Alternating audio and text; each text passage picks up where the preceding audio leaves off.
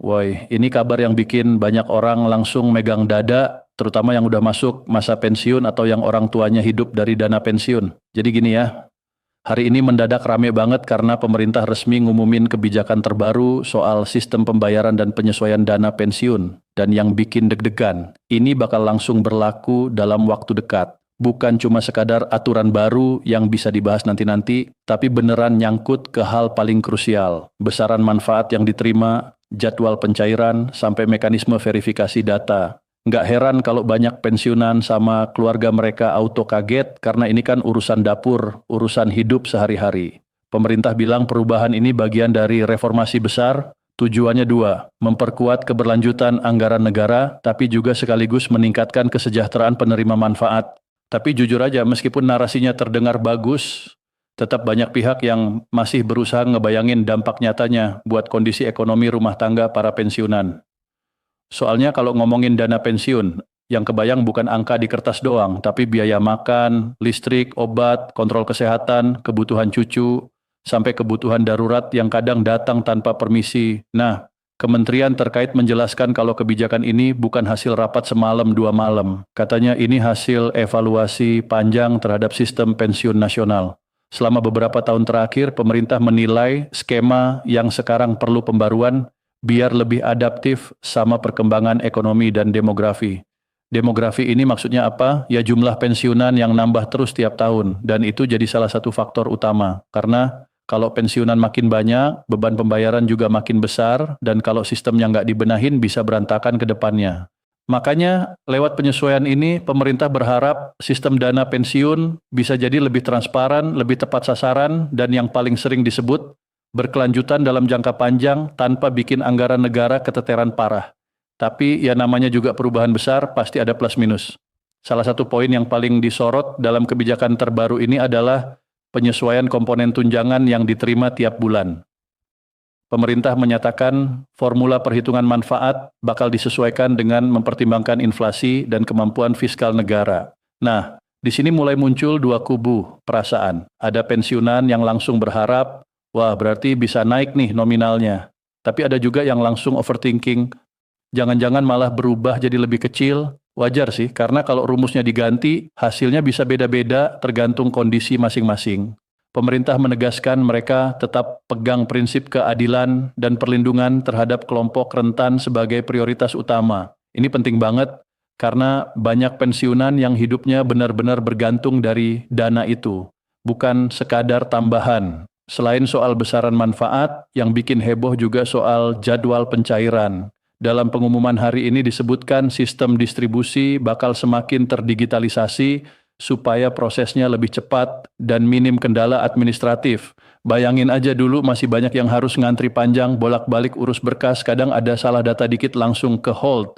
Pemerintah bilang langkah digital ini diambil buat ngurangin antrean panjang dan ningkatin efisiensi pelayanan. Tapi digitalisasi juga ada tantangannya, karena nggak semua pensiunan itu nyaman pakai sistem digital, apalagi yang udah sepuh dan nggak biasa pegang aplikasi OTP atau verifikasi online. Makanya para pensiunan diimbau banget buat memastikan data kependudukan dan rekening bank udah diperbarui biar nggak ada hambatan pas pencairan sesuai jadwal yang udah ditetapkan. Ini imbauan yang kedengarannya simple, tapi realitanya bisa ribet kalau data lama masih nyangkut di sistem atau ada perbedaan kecil antara dokumen satu dengan yang lain. Pemerintah juga nyorotin pentingnya validasi data penerima manfaat. Mereka bilang dalam beberapa tahun terakhir ditemukan sejumlah ketidaksesuaian data yang berpotensi merugikan negara. Jadi ada data yang enggak sinkron, ada yang dobel, ada yang mungkin udah nggak memenuhi syarat tapi masih terdaftar, macam-macam. Karena itu proses verifikasi bakal diperketat dengan memanfaatkan sistem digital terintegrasi. Tapi pemerintah juga buru-buru menenangkan. Mereka memastikan proses ini nggak bakal mempersulit pensiunan yang memang berhak menerima manfaat. Intinya, yang benar ya tetap aman. Sosialisasi katanya bakal dilakukan bertahap lewat berbagai saluran informasi resmi supaya masyarakat ngerti prosedur yang berlaku dan nggak kebawa panik. Dari sisi pengamat kebijakan publik, reformasi ini dinilai langkah strategis buat menjaga stabilitas fiskal. Mereka menekankan kalau tanpa pembaruan sistem, beban anggaran pensiun bisa naik signifikan di masa depan, dan ini bukan cuma prediksi iseng karena populasi usia lanjut terus bertambah, jadi memang perlu strategi jangka panjang supaya generasi mendatang tetap terlindungi. Maksudnya sistemnya harus bisa tetap jalan, bukan cuma buat pensiunan sekarang, tapi juga buat yang nanti akan pensiun. Reformasi ini juga dianggap sebagai bagian dari transformasi sistem perlindungan sosial yang lebih luas, yang orientasinya ke keberlanjutan, bukan tambal sulam. Di sisi lain, perwakilan organisasi pensiunan juga angkat suara. Mereka meminta pemerintah memastikan komunikasi yang jelas dan transparan karena mereka khawatir bakal ada kebingungan di kalangan anggota yang mayoritas sudah lanjut usia. Ini masuk akal banget karena informasi yang setengah-setengah atau berubah-ubah bisa bikin orang tua makin cemas dan ujung-ujungnya gampang ketipu hoaks. Makanya edukasi tentang mekanisme baru dinilai super penting, biar para pensiunan nggak termakan informasi yang nggak akurat. Pemerintah pun bilang mereka bakal buka layanan konsultasi untuk menjawab pertanyaan dan menerima masukan dari masyarakat. Harapannya orang bisa nanya langsung lewat jalur resmi, bukan cuma nebak-nebak dari broadcast group. Keluarga para pensiunan juga responnya macam-macam. Banyak keluarga yang mengandalkan dana pensiun sebagai sumber utama pendapatan setelah kepala keluarga nggak lagi aktif bekerja. Jadi perubahan sekecil apapun, entah itu nominal, jadwal, atau prosedur, pasti ngaruh ke perencanaan keuangan rumah tangga. Ada yang mikir soal cicilan, ada yang mikir biaya hidup harian, ada yang mikir biaya kesehatan, dan semuanya butuh kepastian. Karena itu, kejelasan informasi soal nominal, jadwal, dan prosedur benar-benar dinanti. Stabilitas ekonomi keluarga pensiunan jadi salah satu pertimbangan penting dalam implementasi kebijakan ini, setidaknya itu yang jadi sorotan publik. Dalam penjelasannya, pemerintah juga menegaskan tidak ada penghapusan hak dasar pensiunan. Jadi bukan berarti hak utama dicabut atau dihapus, katanya nggak begitu. Kebijakan yang diumumkan lebih fokus pada penyesuaian teknis dan penguatan sistem. Tujuannya supaya manfaat tetap bisa dibayar konsisten tiap bulan tanpa gangguan. Pemerintah juga menyebut evaluasi berkala akan terus dilakukan buat melihat efektivitas kebijakan dan menyesuaikannya kalau memang diperlukan. Jadi ini bukan kebijakan yang sekali jadi lalu ditinggal, tapi katanya bakal dipantau terus.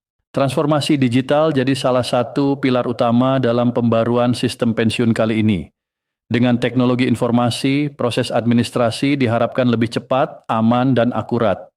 Sistem digital juga memungkinkan pemantauan data secara real-time dan meminimalkan potensi kesalahan pencatatan. Kalau dipikir-pikir, secara konsep memang bagus.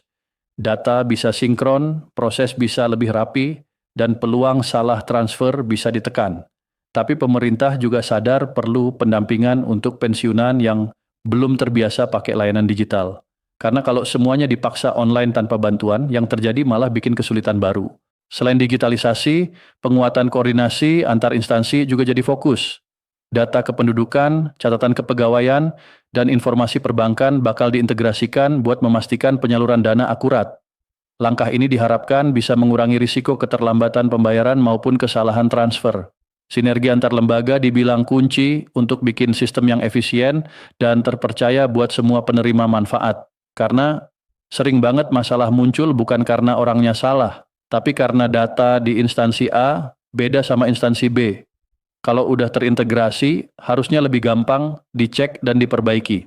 Reformasi dana pensiun ini juga dikaitkan dengan upaya pemerintah menjaga keseimbangan antara hak penerima dan kemampuan fiskal negara. Ini bagian yang sering bikin debat karena di satu sisi pensiunan punya hak, di sisi lain negara punya keterbatasan anggaran. Pemerintah bilang dalam situasi ekonomi global yang dinamis, pengelolaan anggaran harus hati-hati. Mereka menekankan setiap kebijakan sudah melalui kajian mendalam supaya nggak memicu gejolak sosial. Stabilitas ekonomi nasional jadi salah satu pertimbangan utama dalam pengambilan keputusan. Artinya mereka nggak mau langkah ini bikin keresahan besar atau efek domino ke sektor lain. Sejumlah ekonom juga menilai kebijakan ini sebagai langkah preventif buat menghindari defisit jangka panjang pada dana pensiun. Mereka menyoroti pentingnya perencanaan aktuaria yang akurat dalam menentukan besaran manfaat. Kalau aktuaria ini gampangnya perhitungan yang memperkirakan pemasukan dan pengeluaran jangka panjang supaya seimbang. Tanpa hitungan yang matang, sistem pensiun berisiko mengalami ketidakseimbangan antara pemasukan dan pengeluaran. Dan kalau udah timpang, yang rugi bisa banyak pihak. Karena itu pembaruan formula dianggap bagian dari modernisasi tata kelola keuangan negara. Di tengah ramainya pembahasan ini, masyarakat luas juga diimbau buat nggak gampang percaya informasi yang belum terverifikasi. Soalnya sejak pengumuman disampaikan, kabar simpang siur langsung berseliweran di media sosial. Ada yang lebay, bilang dana dipotong, ada yang bilang pencairan ditunda lama, ada yang bikin narasi seolah-olah semuanya kacau.